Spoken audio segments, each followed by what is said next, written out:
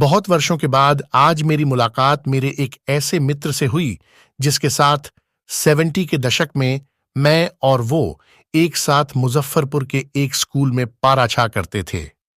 मेरे उस मित्र का नाम श्री रमेश शास्त्री है।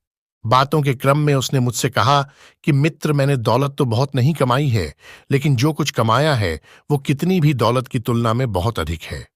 उसके बाद जो कुछ भी उसने मुझे बताया उसको एक लघु कथा का रूप दे मैं आप लोगों से शेयर कर रहा हूं।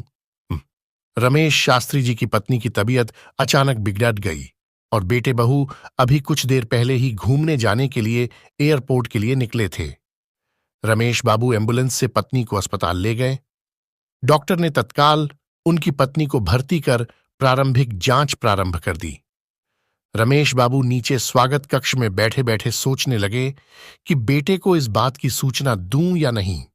इतने दिनों के बाद बेटा बहू दोनों साथ साथ घूमने निकले हैं। काफी सोचने के बाद रमेश बाबू ने विचार कर लिया कि वो बेटे बहू के घूमने जाने के प्रोग्राम में कोई दखलंदाजी नहीं करेंगे। वो स्वयं सब कुछ संभाल लेंगे।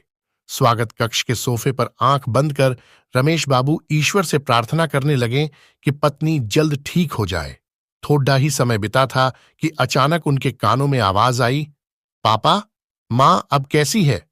यह सुनकर रमेश बाबू चौंक पड़ी और आंखें खोली तो देखा तो सामने बेटा बहू खा डीडे थे। आश्चर्य से रमेश बाबू ने पूछा, तुम लोग गोवा नहीं गए?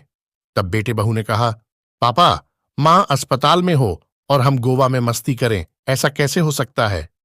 लेकिन तुम लोगों को मां की बीमारी के बारे में सूचना कैसे मिली? तब बेटे ने बताया कि उनको पीडी ढोसी श्रीराम अंकल ने फोन कर सारी बातें बताई, क्योंकि उन्होंने ही मां को अस्पताल लाने के लिए एम्बुलेंस बुक करवाई थी। बेटे की बातों को सुनकर रमेश बाबू को अपनी पत्नी की कही हुई बात याद आने लगी।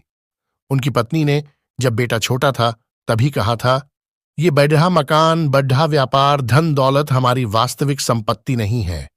हमारी वास्तविक संपत्ति तो हमारी संतान है, बस हमें उनको अच्छे संस्कार देने की जरूरत है। आज रमेश बाबू को लगा कि उनकी पत्नी ने कितना सच कहा था।